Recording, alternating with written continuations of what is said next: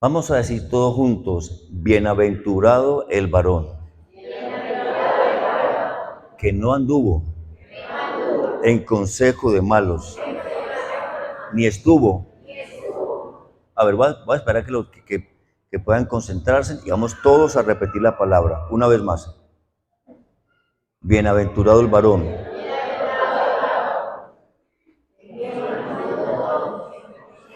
que no anduvo en consejo de malos, ni estuvo en camino de pecadores, sino ni se ha sentado en silla de escarnecedores, sino que en la ley de Jehová está su delicia, y en su ley medita de día y de noche.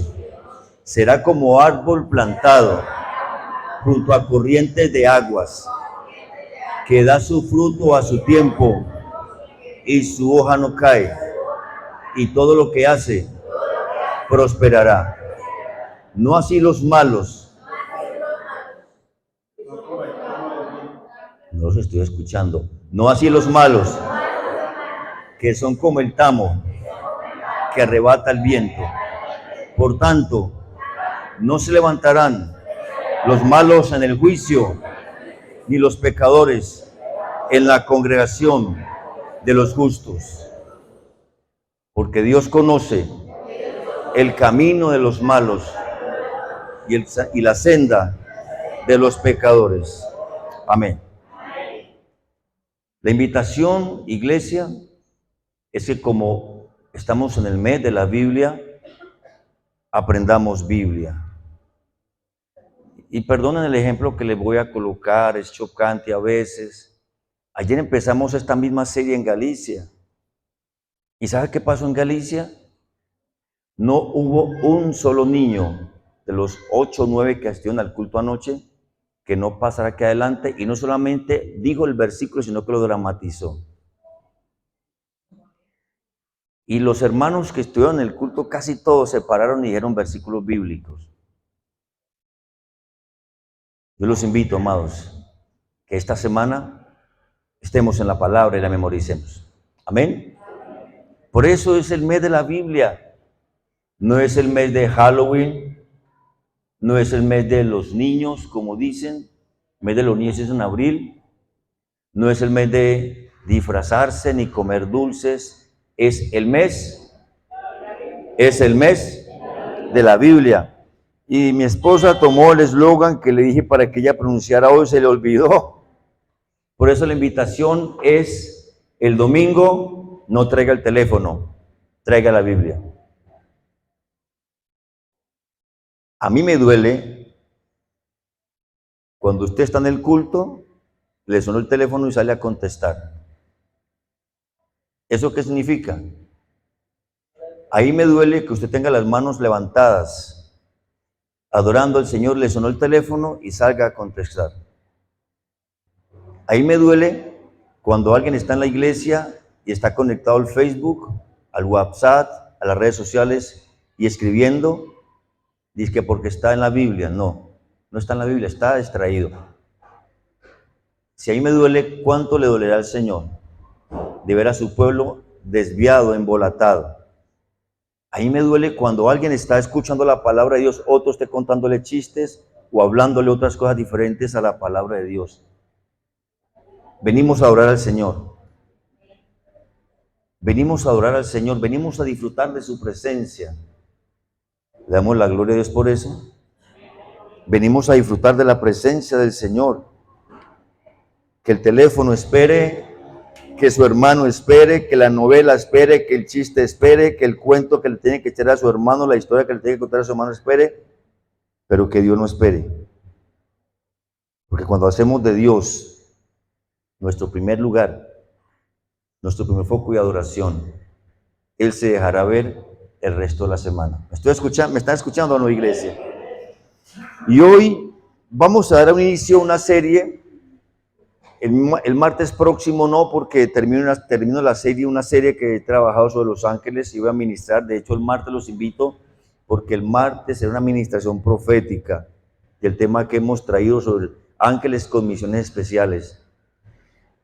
Pero ya lo que son los domingos y los martes estaremos hablando sobre la palabra de Dios. Ya mi esposa habló de que el último jueves, el último día de octubre, que es 31 de octubre, tendremos un culto especial, más temprano, porque será muy dinámico todo el tema de la palabra de Dios. Esa semana no habrá culto el martes, entonces, para que lo hagamos el jueves. Por eso, el tema que quiero compartir, el tema sobre la palabra, le he titulado El poder de la palabra. ¿Cómo llama? El poder de la palabra. ¿Cuántos creen que la palabra de Dios tiene poder? ¿Cuántos creen que la palabra de Dios tiene poder? Segunda de Timoteo capítulo 3, vayan conmigo por favor, verso 14. Le dice Pablo, el apóstol Pablo le dice a su discípulo Timoteo. Yo quisiera decírselo a todos mis discípulos, pero se lo voy a decir a todos. Y le quiero invitar para que usted se lo diga a sus discípulos. Mire lo que Pablo le escribe a Timoteo, capítulo 3, verso 14. Pero persiste tú en lo que has aprendido y te persuadiste sabiendo de quién has aprendido. Y que desde la niñez has sabido las escrituras, las cuales te pueden hacer sabio para la salvación por la fe que es en Cristo Jesús. Toda la escritura es inspirada por Dios y útil, diga conmigo, y útil, diga conmigo, y útil para enseñar, para redarguir, para corregir, para instruir en justicia, a fin de que el hombre de Dios sea perfecto, enteramente preparado para toda buena obra.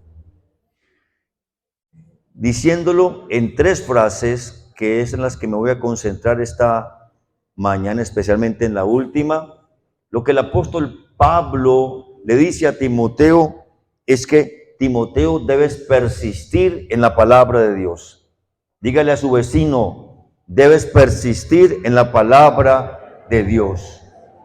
Pero en segundo caso, en otras palabras, le dice Pablo a Timoteo, debes deleitarte en la palabra de Dios.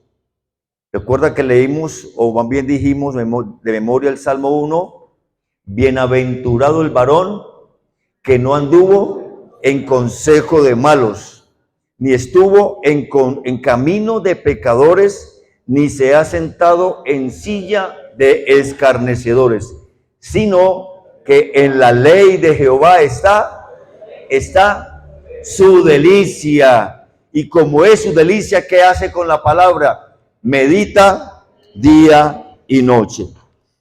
Pero en tercer lugar, lo que el apóstol Pablo le dice a Timoteo, en otras palabras, Timoteo, debes anhelar la palabra de Dios. Mire conmigo el Salmo capítulo 19, verso número 7 al 10. Estoy en la introducción, amados hermanos. Salmo 19, versos 7 al 10. Mire lo que le dice, lo que dice el escritor David al pueblo del Señor y hoy a nosotros. El temor de Jehová es limpio, que permanece para siempre.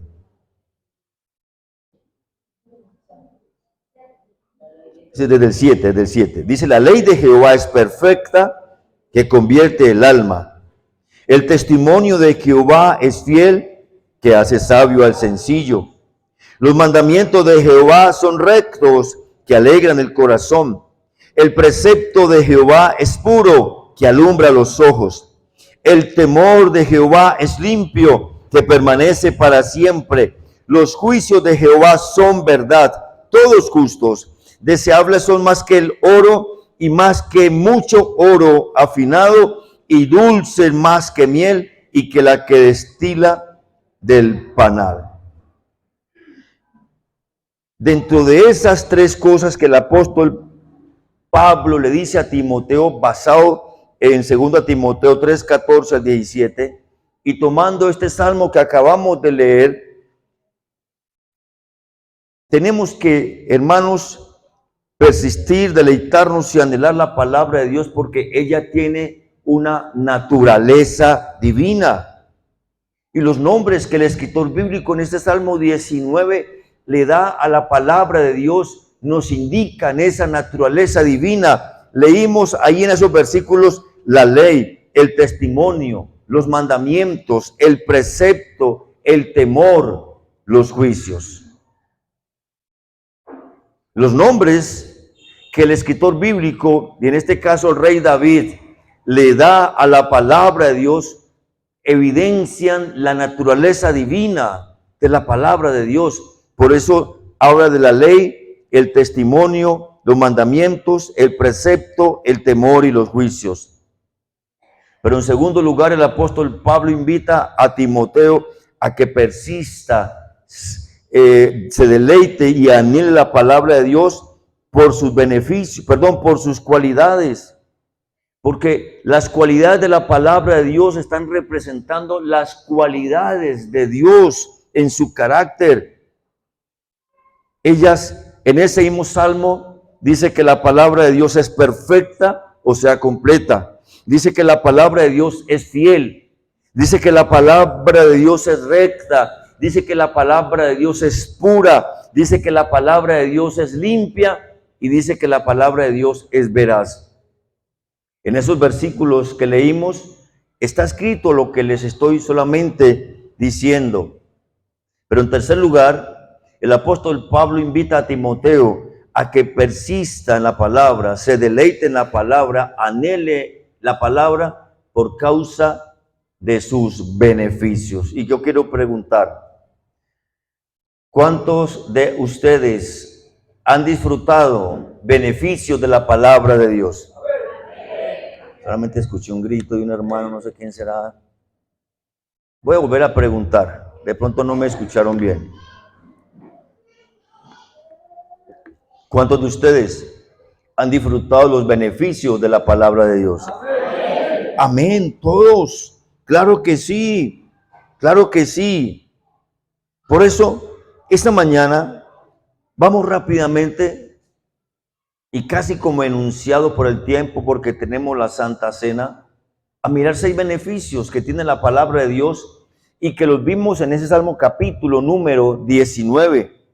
El primer beneficio, lo voy a enumerar primero, nos transforma. ¿Cuántos de ustedes han sido transformados por la palabra? En segundo lugar, nos hacen sabios. En tercer lugar, nos traen gozo. En cuarto lugar, nos ilumina. En quinto lugar, otro beneficio de la palabra es que es eterna. Y en sexto lugar, esa palabra como beneficio es una palabra justa. Miremos en primer lugar el primer beneficio. ¿Alguien léame Salmo 19, verso 7, la parte A? Por favor. Salmo 19, verso 7, la parte A. ¿Quién lo encontró en su libro? La ley de Jehová es perfecta, convierte el alma. Ahí, solamente la parte A. La ley de Jehová es perfecta. ¿Y qué hace? ¿Qué hace? No los escucho. ¿Qué hace? Dice que convierte el alma. Cuando la palabra conversión en el término original, en el griego, responde a lo siguiente: la conversión tiene que ver con hacer que algo vuelva a su estado o función original. ¿Me están escuchando? Eso es lo que quiere decir que hace la palabra de Dios. Es perfecta, que convierte el alma. ¿Cuántos de ustedes su alma se ha convertido? Eran borrachos, su alma se convirtió por la palabra. Fumaban cigarrillo, consumían sustancias, eran promiscuos, eran violentos, asesinos, ladrones, prostitutas, corruptos. No estoy diciendo que todo eso tengamos acá o haya habido, o por si de pronto de algo de eso hubo acá.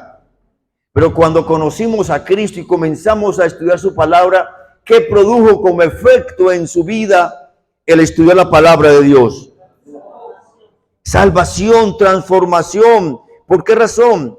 Porque los seres humanos, el hombre fue creado para tener una relación íntima con Dios, para adorarlo, para resistir para recibir sus atributos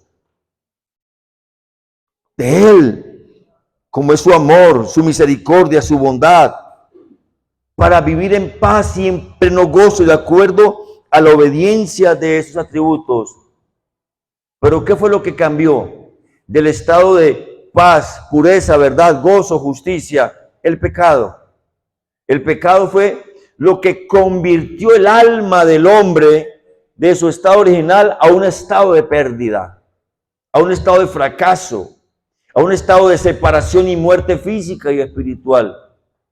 Pero en Cristo Jesús y su palabra, ¿qué oportunidad tiene el hombre? Volver, se convierte de nuevo a ese diseño. ¿Cuántos son ese diseño del Señor? Amados, eso es lo que hace la palabra. Ella es perfecta y convierte el alma. Pero no olviden que nuestra alma necesita estar convirtiéndose. No porque no le hayamos dicho a Cristo una vez y para siempre, ya te recibí, ya creí en ti.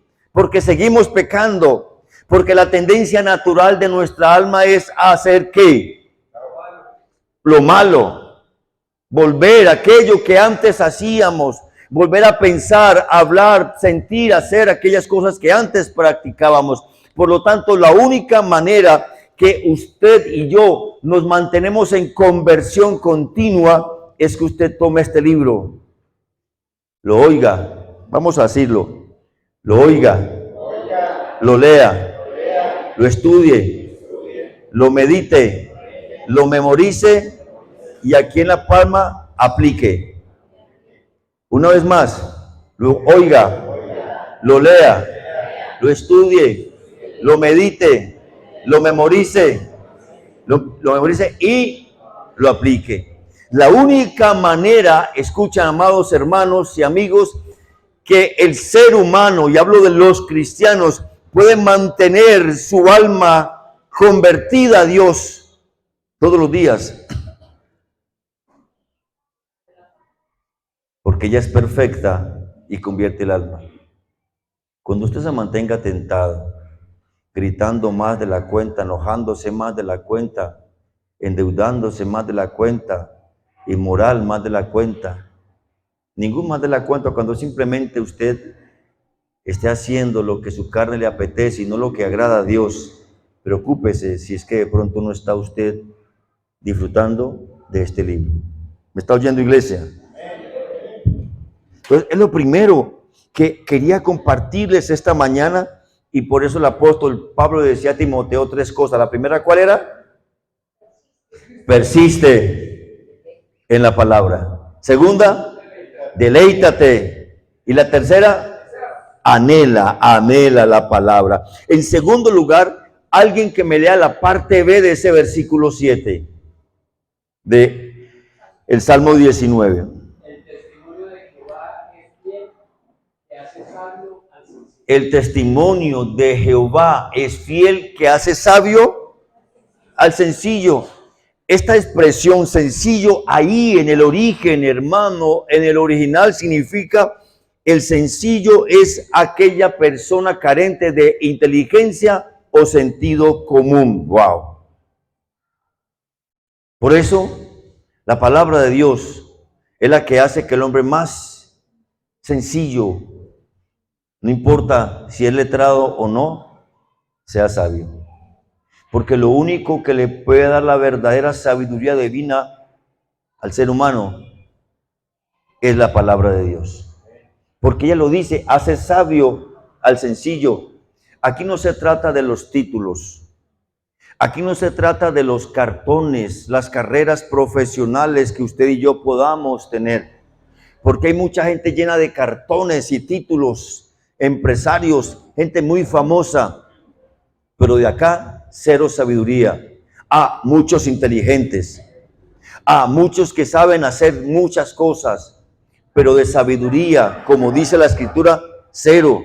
¿Por qué? Porque utilizan sus conocimientos o sus habilidades o sus inteligencia para hacer lo malo. ¿Me están escuchando, amada iglesia? Solo la palabra de Dios es quien toma una persona sencilla y le da discernimiento entre lo bueno y lo malo, entre lo que es bueno y lo que es mejor según la voluntad de Dios. Solo la palabra de Dios le da al hombre el conocimiento para saber cuál es el camino por donde debe seguir.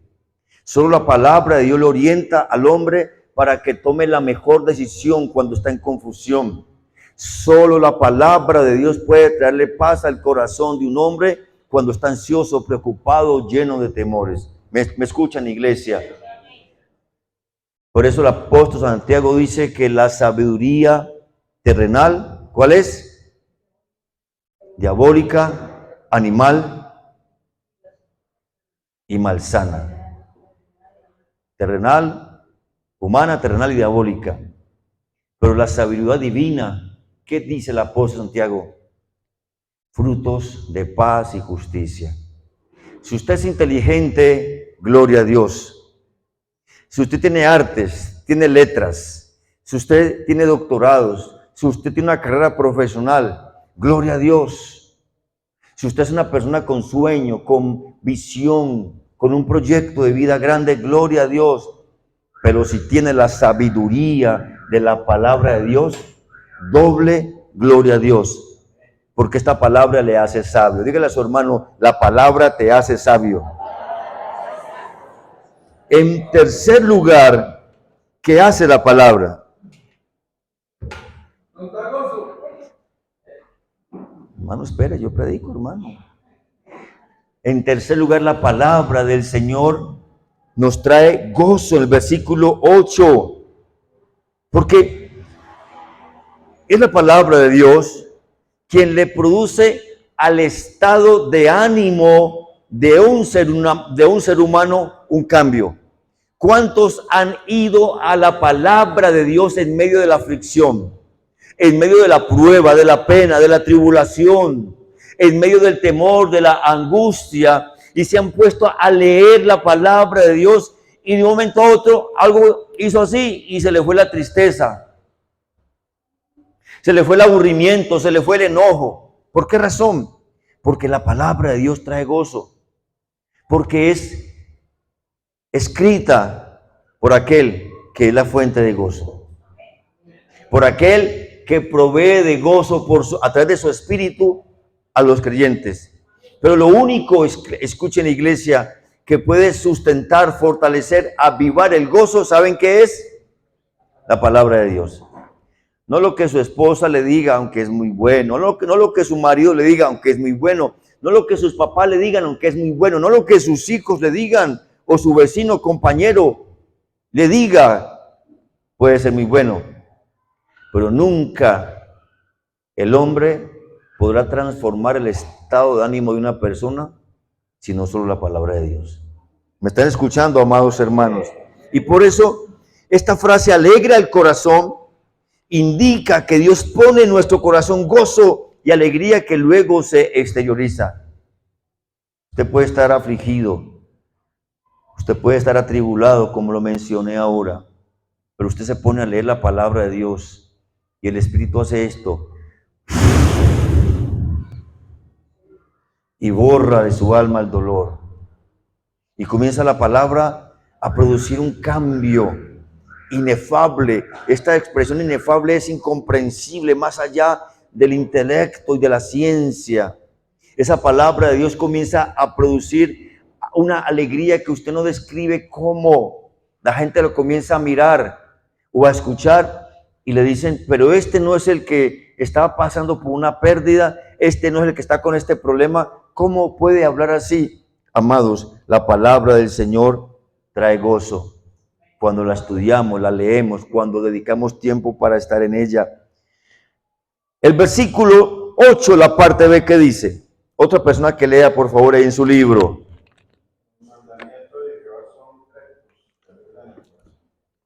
Ya lo leímos, hermano, la parte B. El precepto de Jehová es puro, que alegra los ojos. Alumbra, gracias. Alumbra, eso sí, estamos despiertos, me gusta. Es que eso trae la palabra de Dios. La palabra de Dios es que pura. ¿Cómo es la palabra de Dios, iglesia? Pura. ¿Y qué hace con los ojos? los alumbra. Y el ojo en la Biblia es relacionado muchas veces con la capacidad de conocer y de discernir. La mayor parte de la información que entra a nuestro cerebro para que luego quede en nuestro corazón, salga por nuestra boca y luego se practique con nuestras acciones, ¿saben? En gran porcentaje ¿de qué depende? ¿Saben de qué depende? ¿De qué depende? ¿De qué depende? Del ojo. Todo lo que usted ve en televisión, todo lo que usted ve en redes sociales, todo lo que usted observa en la calle, allá en su colegio, en su universidad, mientras estudia o enseña, todo lo que usted ve allá en su oficina con su gente, toda esa información, el ojo es como una gran cámara que está acumulando información, acumulando. Y entre más vea usted una información visual, parece redundante, más fotografías y registra millones y millones y millones y millones de fotografías en un día. Y algunas de esas fotografías se hacen repetidas y por lo tanto su mente comienza a pensar. Y usted dice, ¿por qué estoy pensando tanto? ¿Por qué estoy pensando tanto en eso? Porque es que su ojo ha capturado lo mismo una y otra vez. Jesús dijo estas palabras en Lucas 11:34. La lámpara del ojo, del cuerpo, es el ojo. Cuando tu ojo es bueno, también todo tu cuerpo está lleno de luz. Pero cuando tu ojo es maligno, también tu cuerpo está está en tinieblas, perdón. Y permítanme leer un párrafo que escribí acá para decirlo textualmente, para no equivocarme. Lo que entra por nuestros ojos solo puede estar relacionado con dos cosas: con lo santo o con el pecado, con la luz o con la oscuridad, con la iluminación de la verdad de la palabra de Dios o con la oscuridad o con la mentira, los valores del mundo que alimentan nuestros deseos de la carne. En la luz que da esperanza y certeza o en las tinieblas que traen incertidumbre y desesperanza. Por eso, mis amados hermanos, con lo que alimentemos nuestros ojos, ese será nuestro estilo de vida. ¿Me están escuchando? Por eso, la palabra de Dios es pura. ¿Y qué hace con el ojo? Lo ilumina. Y hay una traducción que dice lo purifica o lo aviva. Una vez más, en lo que usted más vea, use sus ojos en el día, eso tendrá en su mente, eso tendrá en su lenguaje, eso tendrá en su corazón. Pero alguien léame en cuarto lugar, hermanos, el capítulo 9, verso A de ese Salmo 19, la parte A.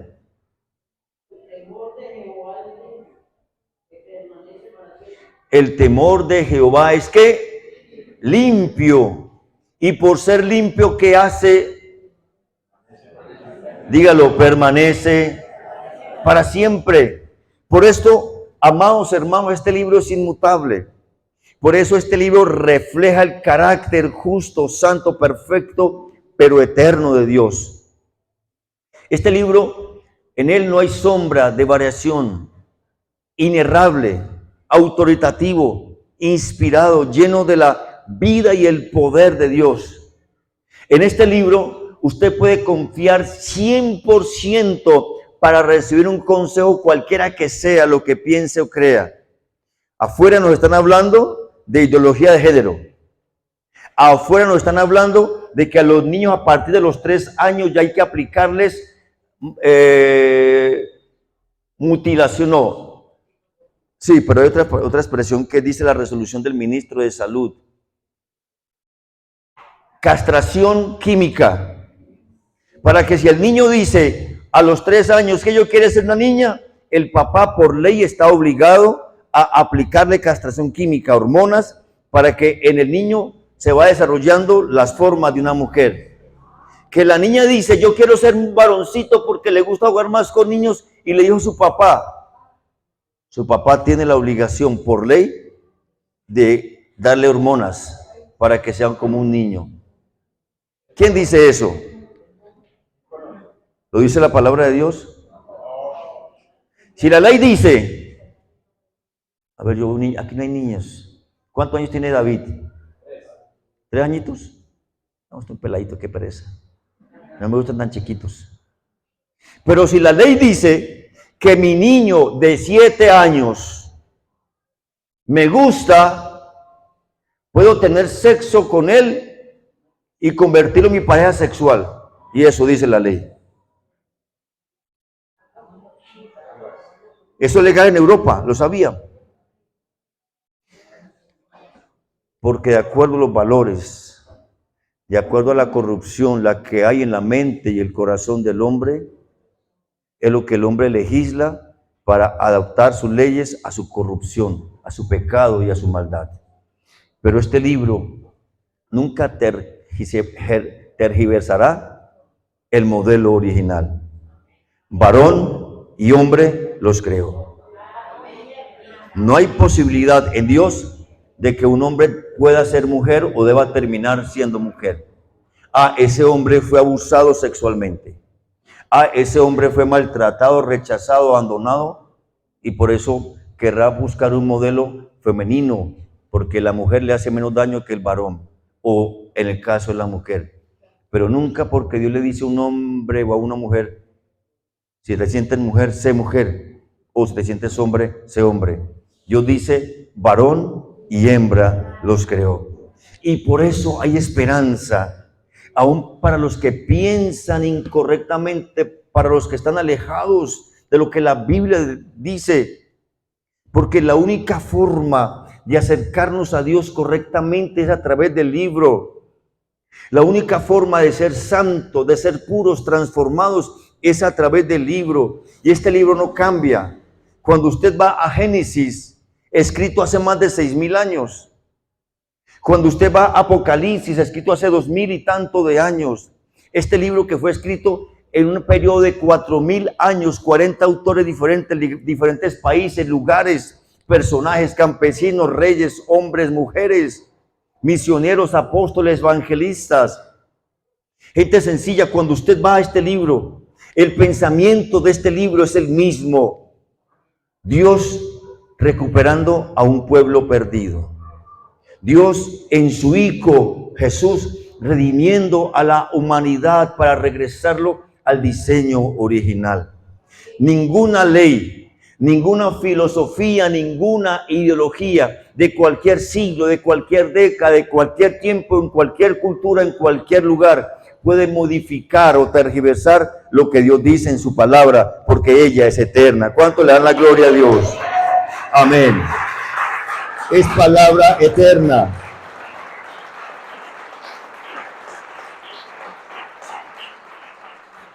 Todo lo que dice Génesis se cumple en Apocalipsis. Todo lo que dice en Apocalipsis es la historia de lo que ha vivido el pueblo de Dios, hablando de juicios, hablando de promesas, hablando de redención. La palabra de Dios en la historia es un hilo conductor y que un día concluirá cuando estemos en la presencia de Dios, cuando haya un juicio final y no requiramos este libro, sino que estemos frente a frente, frente a la palabra viva del Señor, nuestro Señor Jesucristo. Amén. Amén. Pero en quinto lugar, a sexto lugar, ya mire, ya terminamos, hermano. La parte B del verso 9, ¿qué dice? Los juicios de Jehová, ¿qué dice? Son verdad, todos justos. ¿Por qué razón? Porque la palabra de Dios es la extensión del carácter recto y justo de Dios. Esdras dijo en su libro, capítulo 9, verso 15, él exclamó y escribió, oh Jehová, Dios de Israel, tú eres justo. Por eso yo no puedo atribuirle a Dios, ningún tipo de error. injusticia o falta de rectitud, porque todos los dichos del Señor son rectos y son justos, porque todas sus acciones, aunque en algunos lugares la censura, cómo Dios permite, si Dios es bueno, si Dios es justo, ¿por qué permite? ¿Por qué? Algunos critican la Biblia que por las matanzas de Dios en el Antiguo Testamento, y siempre se lamentan y preguntan por qué los niños que mueren, que sufren, por qué la gente inocente. Nunca una acción de Dios será injusta, porque la santidad de Dios, amada iglesia, le llevará a actuar con justicia para bien o para mal del ser humano. Escúchenlo bien. La santidad de Dios, el carácter santo, puro de Dios, le llevará a actuar con justicia, o sea, hacer juicio, sea bueno o sea malo para el ser humano. Por eso, amado, todo lo que salió de la boca de Dios es justo. Por eso dice, se me fue el texto en Jeremías, ¿cómo le puede decir el barro al alfarero, ¿por qué me has hecho así? ¿Cómo le puede decir el barro al que lo está diseñando, no me hagas así o no hagas así? Es que así me duele, es que así no me gusta. Simplemente el alfarero es el alfarero. Toma el barro en sus manos y lo moldea y lo trabaja. Y como dice en Jeremías 18, cuando estaba el alfarero construyendo en su orfebrería una obra de arte, ¿qué pasó con esa obra? Se le dañó en sus manos. ¿Y qué hizo el alfarero? Imagino que la cogió, la picó, la apretó, la moldeó, la modificó, le echó más agua, le quitó aquí, le puso acá. ¿Qué dice el texto que dice después? Hizo otra vasija como mejor le pareció. Gracias. Mire a su hermano, el que tiene a su lado, mírelo por favor. Mire a su hermano, mire esa bella vasija que tiene a su lado. Ahora, ya lo miró, ¿cierto? Diga, Lucho, porque mira la suegra así, hermano. Vea cómo lo mira el yerno, mamita, de pilas. Menos mal no, hoy no vino mi suegra. Cuando yo no haberme desquitado de una vez, ¿cierto? ¿Les cuento un chiste de mi suegra, no?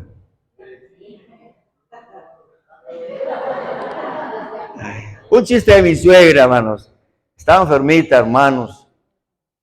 Y me dijo, yo creo que ya con esta me voy. Ya como que estoy viendo la luz del túnel. Digo, suegrita, siga derechito, no se detenga, por favor. No, es un chiste, hermano. Pero ahora, ¿ya vio la bella vasija que tiene a su lado?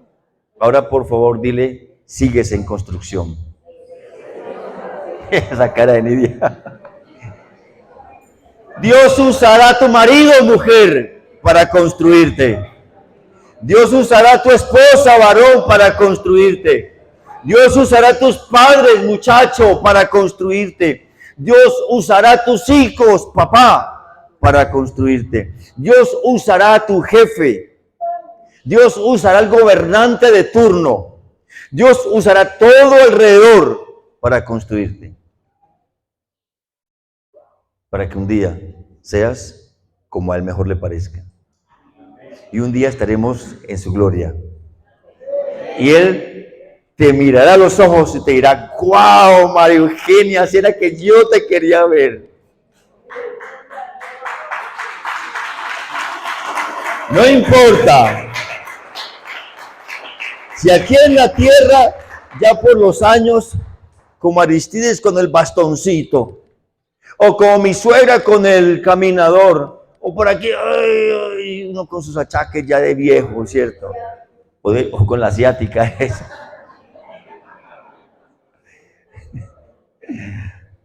Pero te mira Jesús a los ojos y te dice, eres mi obra maestra. Eres lo que mi palabra decía de ti. Nueva criatura, imagen del Dios viviente, imagen del Cristo de la gloria, mi Hijo amado. Eso es lo que quiere el Señor que ocurra. Como le dijo Pablo a Timoteo, persiste, deleítate y anhela la palabra.